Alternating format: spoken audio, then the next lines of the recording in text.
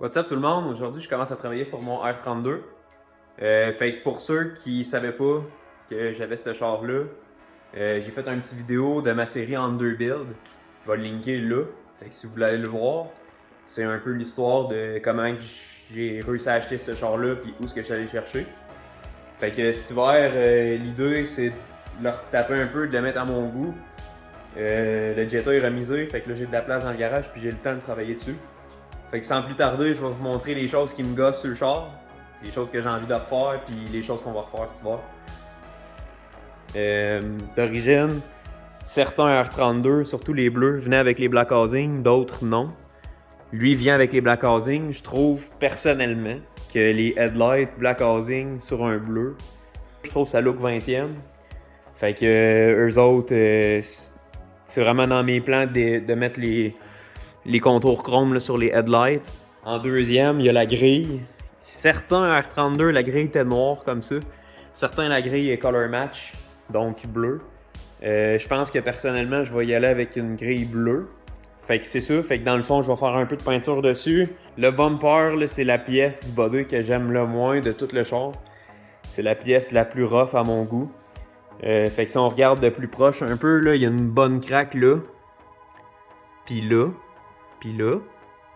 Fait que dans le fond, selon moi, le bumper, il a déjà été cassé ici. J'ai regardé par en arrière aussi, puis on voit une genre de patch de réparation qui a été faite là. Puis ça a mal vieilli avec les années. Je vais peut-être, tant qu'à être là, refaire les grilles aussi, parce que si vous regardez ici, ça c'est comme des vis à tête carrée. Fait que c'est pas ça qui va là. Évidemment, celle-là elle tient avec des tie wraps. D'autres vis carrées juste là. Fait que si on continue niveau peinture, ben il y a les ailes. Fait que il y a une. Je sais pas si on la voit là, mais juste là, il y a une bonne bosse là. Check. On la voit, ouais. Fait que juste là, il y a une bosse. Des petits stone chips comme ça. Le hood aussi. Fait que des bons stone chips. Vraiment partout. Là aussi. Il y a une bosse sur le hood là. On la voit comme faut là. Juste là. Fait que, puis il y a un petit problème d'ajustement juste là. Fait que si on voit le hood, il est un petit peu plus haut que l'aile. Fait que ça va être à ajuster au remontage. Puis on va faire le demi-aile de celle-là aussi. Moi, le but pour la peinture, ça va être bumper complet, la grille. Je vais mettre de la base dans le fond sur le devant du hood, puis je vais clearer le hood au complet. Même chose avec les ailes. Fait que je vais mettre de la base presque là, demi-aile, puis après ça, je vais clearer l'aile au complet. On va voir, ça se peut que ça escalade, puis j'en fasse un petit peu plus. Au niveau des ailes, dans le fond, quand j'ai acheté le char, il y avait une suspension à l'air. Fait que les ailes ont été roulées en avant. Fait qu'on peut voir qu'il y a des bosses là. On les voit quand même assez bien. Comme ça. Puis là, elle a été poulée aussi. Fait que le gap ici, là, ça c'est vraiment pas correct. On le voit aussi comme ça. Si on regarde le gap en haut, puis qu'on descend en bas, il devient tout le temps de plus en plus grand. Fait qu'il y a un ajustement à faire là. Je sais pas si je vais être capable de faire l'ajustement sans peintureux. Idéalement, si je peux le faire sans peintureux, on va y aller comme ça. Si je peux pas, ben so be it, on va peinturer puis on va peinturer un petit peu plus loin. L'autre côté, l'aile, elle a le même problème. Le problème de plus qu'on a ici, de ce côté-là, c'est qu'on a un petit début de rouille juste là. Fait que ça, c'est sûr que ça va être adressé au niveau de la peinture. Continuer dans le niveau de la peinture. Le restant du char est quand même pas mal à mon goût. Si on regarde vite fait comme ça, là, cette porte-là, elle a pas de problème. Super belle. Le quater aussi, super beau. Bumper arrière, pas de problème. Regarde juste le quater ici. Il y a une petite graphing juste là. Ça, je suis capable de vivre avec ça. J'aime mieux avoir un quater avec la peinture d'origine dessus. Un côté char presque pas peinturé, tu sais, juste les ailes ou un devant, c'est pas si pire, mais un côté char au complet, juste pour enlever une graphing, je vais m'en passer. Je suis capable de vivre avec la graphing. Fait qu'il y a des petites graphings aussi au niveau du bumper. Ça, c'est un classique de golf, là. Toutes les golfs, ils ont un petit quelque chose au niveau de la tailgate, là. Fait que ça, je vais être capable d'en enlever quand même pas mal en y faisant un bon polissage.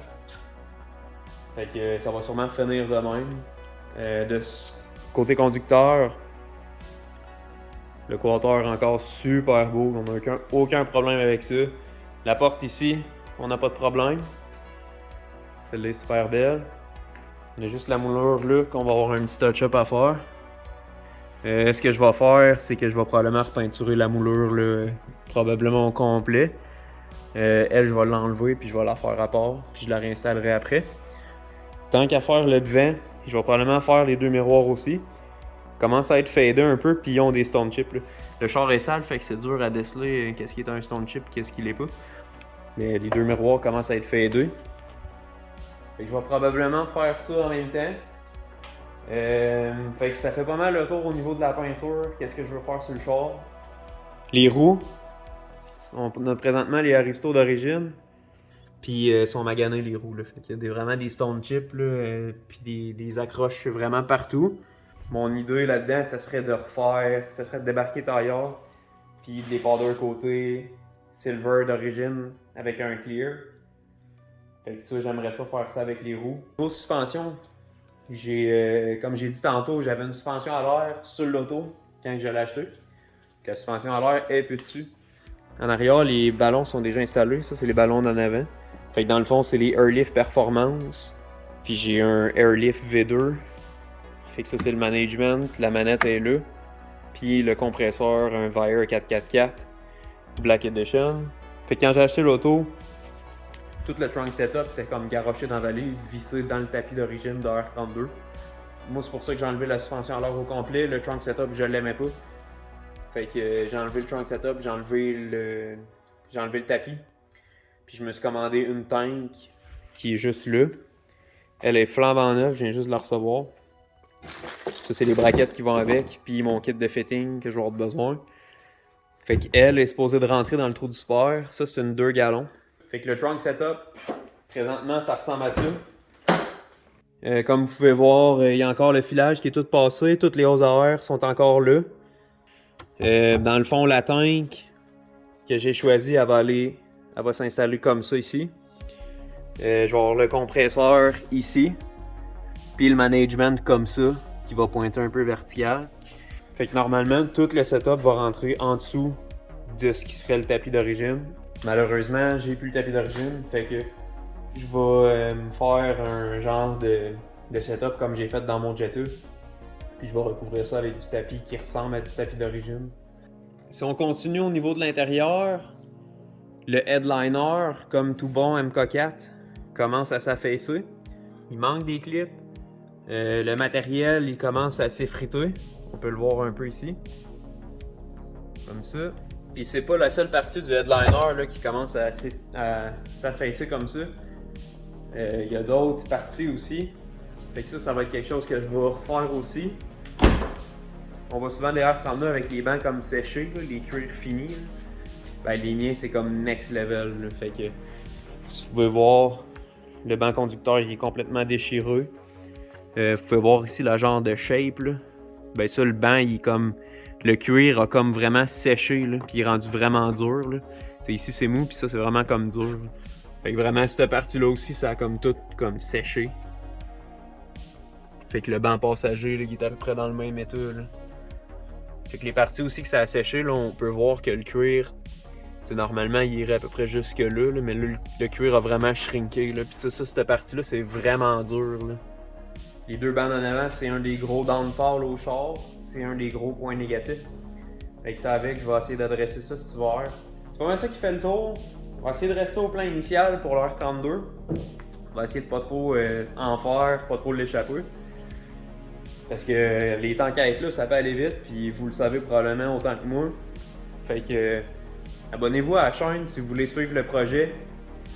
Il y a bien des épisodes qui s'en viennent là-dessus. Je vais essayer d'en faire le plus possible dans chaque épisode. Puis de garder ça intéressant pour vous autres. Fait que abonnez-vous à la chaîne si vous voulez voir la suite. Laissez un like si vous avez aimé ça. Puis on se voit au prochain vidéo.